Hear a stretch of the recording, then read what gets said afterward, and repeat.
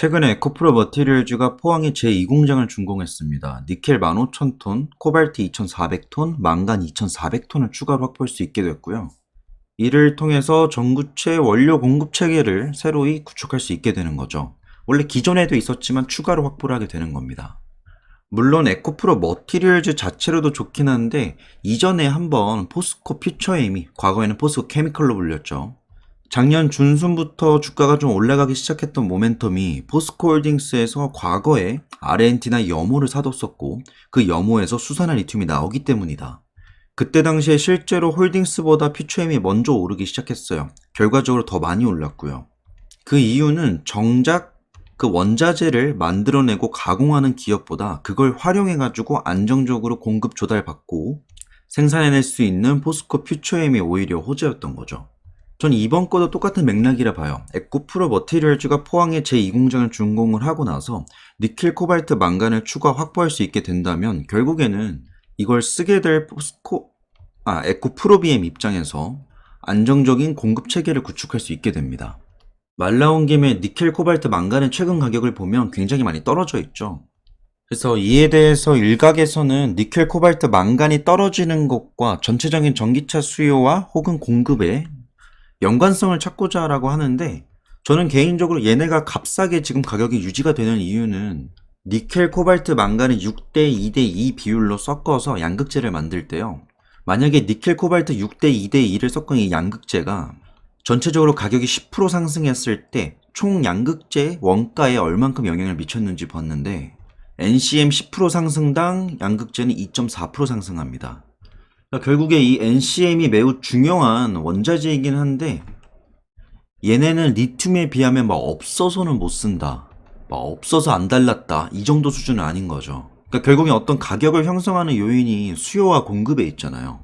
공급은 낮을수록 수요는 많을수록 가격은 높게 책정이 됩니다. 근데 리튬 같은 경우에는 공급은 낮은데 수요가 많기 때문에 비싸게 불리는 거고, 니켈, 코발트, 망간 같은 경우에는 수요는 꽤 좋은데 공급도 그만큼 받쳐주기 때문에 가격이 이렇게 높게 형성되지 않는 것 같습니다. 물론 나중에 산업이 더 커지게 되면 니켈, 코발트, 망간도 언젠가는 되게 귀해질 수 있겠죠. 그래서 우리가 흔히 알고 있는 리튬 가격이라 한다면 대부분이 다 탄산 리튬을 생각을 합니다. 뒤에 리튬 카보네이트에서 C가 보인다면 탄산이다 라고 생각하시면 돼요. 코카콜라의 콜라라 하면서 외우시면 되겠죠. 근데 이 탄산 리튬 같은 경우에는 여러분이 만약에 전기차 시장을 보기 때문에 리튬을 보는 거라면 상관이 없는 애입니다. 탄산 리튬은 어디에 쓰이냐면 소형 가전기기나 IT 부품에 많이 쓰여요. 그러니까 엄청 고밀도의 배터리가 필요하지 않을 때 탄산 리튬을 씁니다. 근데 고밀도, 고용량 배터리에 쓰이기 위해서는 수산화 리튬을 써야 돼요. 이와 관련된 내용을 보고 싶으시다면 LG 엔솔에서 따로 만들어 놓은 그런 홈페이지가 있습니다. 배터리 인사이드라고 해서 여기 들어가시면 배터리 관련된 내용들 다 나와요. 그러니까 이론적인 좀 설명이 필요하신 분들은 여기 읽어보시면 좋을 것 같습니다. 이런 식으로 나와 있고요. 지금 현재 나와 있는 수산화 리튬의 조달 방식은 소금물을 건조하거나 리튬 광석의 물리적 또 화학적 방법을 가해서 수산화 리튬을 추출할 수 있습니다 라고 나와 있는데, 이전에 포스코 퓨처엠과 홀딩스 쪽에서 나왔었던 아르헨티나 염호를 보시면 알겠지만 소금물을 건조하는 방식입니다. 수산화 리튬 쓰는 이유가 그냥 되게 간단하죠. 니켈과 합성이 쉽다, 이게 끝입니다. 근데 우리가 되게 좋다라고 평가하는 하이니켈, 말 그대로 니켈이 많이 함유된 배터리가 지금 대세이기 때문에 이 하이니켈 배터리에서의 인기는 결국에는 수산화 리튬의 수요에 비례를 합니다. 그래서 우리가 알고 있는 메이저 셀 업체들은 대부분 다 이런 식으로 수산화 리튬을 조달하기 위해서 다른 나라들과 혹은 다른 기업들과 계약을 맺고 장기 공급 계약을 체결을 합니다. 여튼 그래서 수산화 리튬의 수요가 그냥 따로 독립적으로 필요한 거라고 생각을 하셨다면 그게 아니고요. 하이니켈 배터리가 근본이다라는 생각이 업계 내에서 완전히 뒤바뀌는 새로운 기술력이 나오지 않는 한 전기차 시장과 배터리 시장의 확장과 동시에 수산화 리튬의 확장도, 수산화 리튬의 수요의 확장도 동시에 이루어질 겁니다. 그래서 결국에는 수산화 리튬의 가격 추이를 매일매일 실시간으로 볼 수 있다면 지금 배터리 시장이 이렇구나를 파악하기 굉장히 좋을 거예요.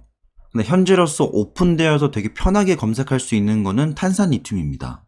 investing.com이라든지 아니면 트레이딩스 이코노믹스 이런 데 들어가면 아직까지는 NCM과 탄산 리튬까지만 좀 조회가 되는데 우리가 궁금한 탄산 리튬이 아니죠. 수산화 리튬이죠. 근데 이 수산화 리튬은 실시간으로 가격을 조회할 수가 없습니다. 지금 업계 내에서 알려진 곳이 3곳이 있는데 거기 셋 다 무료로 안 줘요. 다 유료로 정보를 주고 있습니다. 그럼에도 불구하고 한번 검색을 해보고 싶다 싶으신 분들은 LME에 들어가셔가지고 LME 리튬 하이드록사이드 검색하시면 나오는데 보시다시피 12월 12일부터 6월 9일까지인데 중간에 좀 누락되어 있는 게 보여요. 그러니까 정보가 굉장히 제한적이고요. 이 사이트보다 조금 더 나은 게 SMM이거든요. SMM 들어가 보시면 리튬의 가격을 조회할 수가 있습니다. 여기서는 리튬의 가격을 산업 단위랑 배터리 단위로 나눠서 조회를 할 수 있는데 마지막 업데이트가 9일이에요. 6월 9일 날 마지막 업데이트가 되었었고 그냥 단장 5월달 기준으로 5월 말부터 최근에 계속 가격이 오르고 있는 걸 볼 수 있죠. 그리고 재밌는 거는 이 가격의 추이에 따라서 반등 시점과 최근 2차전지 시장의 반등 시점이 어느 정도 겹칩니다. 이 말은 즉슨 탄산 리튬의 가격보단 수산화 리튬의 가격 추이가 매우 중요하고 수산화 리튬의 실시간 가격을 볼 수 있다면 2차전지 업계의 상황을 먼저 좀 내다볼 수 있게 되는 거죠. 그래서 이 아래 내려보시면 이런 식으로 나눠져 떠 있습니다. 99.5% 배터리 단위, 산업 단위 나와 있고 우리가 가장 관심이 있어야 되는 리튬 하이드록사이드 이렇게 써 있어요. 근데 이거 아쉬운 게 클릭을 하면요 조회가 안 돼요. 그래서 아마 요거를 클릭하시면 가입하라고 뜨실 거예요. 그래서 가입을 하지 마시고요. 일단 계정 로그인만 좀 해놓고 보시면 한 달치는 떠요. 그러니까 한 달치만 봐도 좀 어느 정도 괜찮다고 생각이 들거든요. 근데 사실 이 한 달치 보는 것보다 막 3개월치 이런 게 궁금하잖아요. 근데 3개월치 보려면 단위를 늘려야 되고요. 이 단위를 늘리려면 여러분은 프리미엄 서비스에 가입을 해야 됩니다. 근데 뭐든지 공짜가 장땡입니다. 그래서 저는 그냥 공짜로 보고 있고요. 어차피 매일매일 변하는 것만 감지하면 되니까 이 사이트를 참고하셔가지고 확인해 보시면 꽤 좋을 것 같습니다. 물론 언젠가는 이 수산화 리튬도 가격을 실시간으로 정말 핸드폰으로 조회할 수 있을 정도로 오픈이 될 겁니다. 근데 아직은 이 시장 가격에 대한 조회가 어려우니까 이런 식으로라도 페이지를 한번 찾아보시는 게 좋을 것 같고요. 혹시라도 조금 더 확장된 데이터를 조회할 수 있는 무료 사이트 알고 계신 분들이 있다면 알려주시면 공유해 주시면 너무 감사할 것 같습니다. 오늘의 영상은 여기까지입니다. 에코프로 머티리얼즈 NCM에서 시작해서 결국 리튬까지 설명을 했네요. 다음번에도 체크할 만한 내용이 있다면 공유해 드리겠습니다.